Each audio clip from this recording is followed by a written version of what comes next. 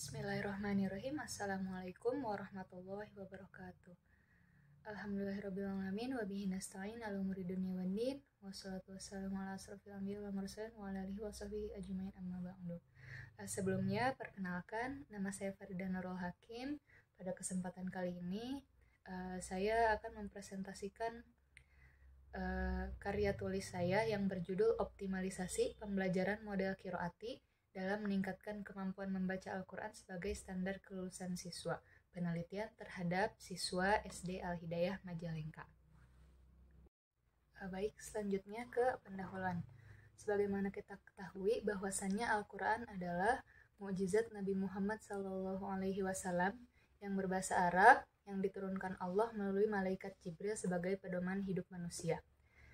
Selain itu, Allah telah berfirman dalam Al-Quran bahwasannya Allah telah mudahkan manusia dalam mempelajari Al-Quran, sehingga mempelajarinya menjadi kewajiban bagi setiap umat muslim, sebagaimana Quran surat Al-Qamar ayat 17 yang berbunyi A'udzubillahi minasyaitonirrajim walaqad yassarnal Qur'ana lidzikri fahal mim mudzakir, yang artinya dan telah Allah mudahkan Al-Quran bagimu, maka adakah yang mengambil pelajaran?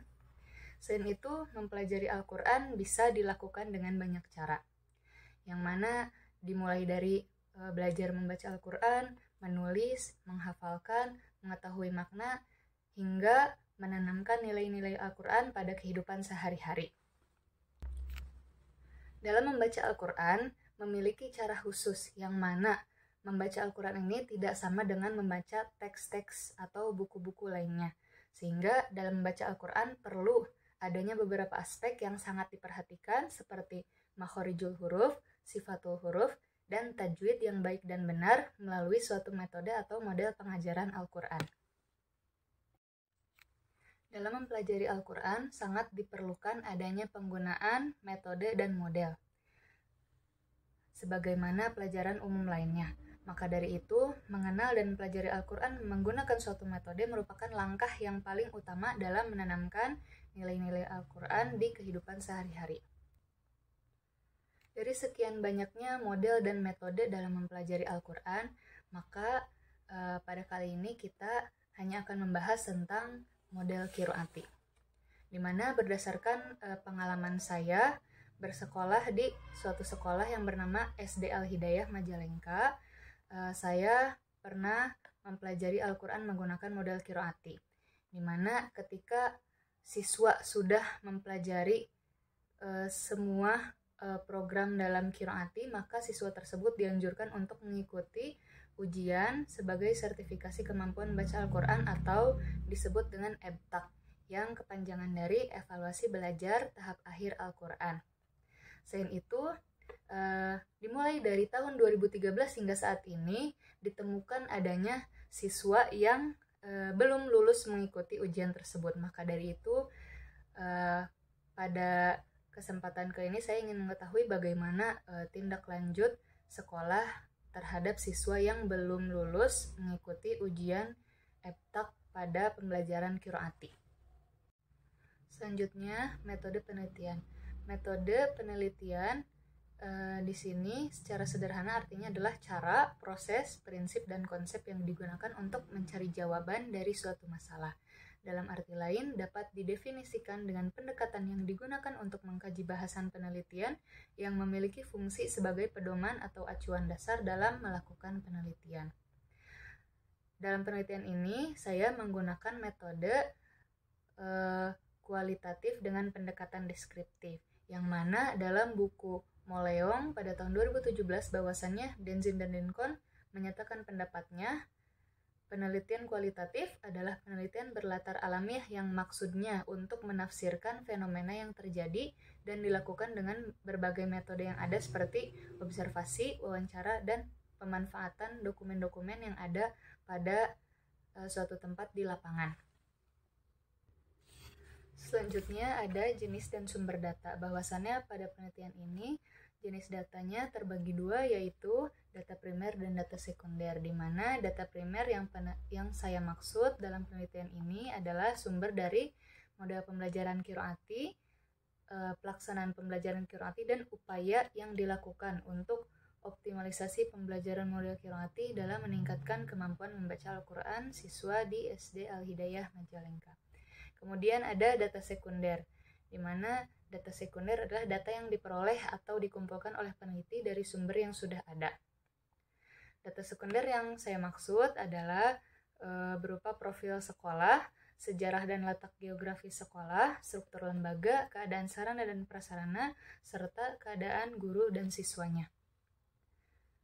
Selanjutnya ada sumber data, di mana sumber data ini saya tentukan beberapa narasumber sebagai sumber informasi dalam penelitian, yaitu ada kepala pengelola model qiraati di SD Al-Hidayah, guru pengajar qiraati di SD Al-Hidayah, siswa kelas gorib SD Al-Hidayah, keadaan atau kejadian yang terjadi di SD Al-Hidayah, serta arsip dan dokumentasi lembaga. Penentuan subjek dalam penelitian ini menggunakan teknik purposive sampling, di mana saya menentukan mulai dari sumber informasi yang dianggap paling tahu mengenai masalah yang akan diteliti. Selanjutnya ada teknik pengambilan data, di mana saya menggunakan teknik observasi untuk mengamati pembelajaran model qiraati di SD Al-Hidayah Majalengka dalam meningkatkan kemampuan baca Al-Quran. Selanjutnya ada teknik wawancara. Dalam penelitian ini, teknik wawancara digunakan untuk meneliti tentang bagaimana proses pembelajaran qiraati dalam meningkatkan kemampuan baca Al-Quran. Dan dalam hal ini yang akan saya wawancarai adalah kepala pengelola model qiraati, guru SD Al-Hidayah yang mengajar dengan menggunakan model qiraati sebagai informan dan sumber yang terkait. Kemudian ada teknik dokumentasi, di mana saya menggunakan dokumen atau arsip tentang latar belakang objek penelitian, keadaan guru dan siswa, keadaan sarana dan prasarana yang memadai, dan struktur organisasi lembaga. Untuk teknik analisis data, saya menggunakan teknik analisis dari Miles Huberman yang terdapat 4 langkah, yang mana langkah pertama pengumpulan data, yang kedua ada reduksi data, yang ketiga ada pemaparan data, dan yang keempat ada penarikan kesimpulan. Untuk tempat penelitian ini dilakukan di SD Al-Hidayah Majalengka, Blok Jombol, Kecamatan Dauan, Kabupaten Majalengka, Provinsi Jawa Barat. Kemudian hasil penelitian dan pembahasan, bahwasannya pembelajaran qiraati ini memiliki 4 standar, yaitu standar guru, standar waktu, standar pembelajaran, dan standar biaya. Untuk standar guru, dalam mengajar qiraati, guru harus memiliki syahadah. Jikapun belum, guru tersebut tetap diperbolehkan untuk mengajar, hanya saja mengajar untuk siswa yang kemampuannya berada di bawah kemampuan guru tersebut. Kemudian ada standar waktu yang terbagi 2, disesuaikan dengan lembaganya masing-masing. Untuk sekolah formal, pembelajaran qiraati dilaksanakan selama 60 menit, dan untuk taman pendidikan Quran dilaksanakan selama 75 menit. Selain itu ada standar pembelajaran, yang mana dalam satu kelas ini siswa harus dikelompokkan sesuai kemampuan jilidnya masing-masing, serta jumlah siswanya dengan guru adalah 1:15 untuk tingkat sekolah dasar. Dan standar biaya, untuk hal standar biaya lebih diserahkan kepada lembaganya masing-masing. Kemudian ada implementasi dan optimalisasi pembelajaran qiraati, yang mana pelaksanaan pembelajaran qiraati di SD Al-Hidayah dengan keadaan yang masih belum stabil setelah pandemi COVID-19 ini, langkah pembelajarannya hanya menggunakan 2 langkah, yang mana klasikal awal yang diganti dengan bertadarus bersama dan individual, disertai kegiatan menulis pada halaman bacaan masing-masing siswa. Kemudian pada ujian evaluasi belajar tahap akhir Al-Quran terdapat materi uji wajib dan tambahan. Untuk perbandingan jumlah siswa dan guru di sekolah tersebut masih terlalu banyak, sehingga belum dapat dikatakan sesuai dengan standar pembelajaran qiraati. Kemudian ada peningkatan kemampuan baca Al-Quran, yang mana dalam peningkatan kemampuan baca Al-Quran menggunakan qiraati ini dilihat dari hasil evaluasi belajar tahap akhir Al-Quran Selain itu, dilihat juga dari capaian siswa pada tingkatan-tingkatan tertentu. Terakhir ada kesimpulan. Kesimpulan pertama, bahwasannya model pembelajaran Qiraati adalah salah satu model membaca Al-Quran yang menerapkan prinsip bagi guru, yaitu tiwasgas, teliti, waspada, dan tegas. Kemudian daktun, tidak menuntun. Dan prinsip siswa yaitu LCTB atau kepanjangan dari lancar, cepat, tepat, dan benar. Dalam pengajarannya, pembelajaran Qiraati diajarkan oleh guru-guru yang diberikan pembinaan dan pelatihan. Dan langkah pembelajarannya ada 3, yaitu klasikal awal dengan alat peraga, kemudian individual, dan klasikal akhir disertai materi yang telah disusun secara sistematis.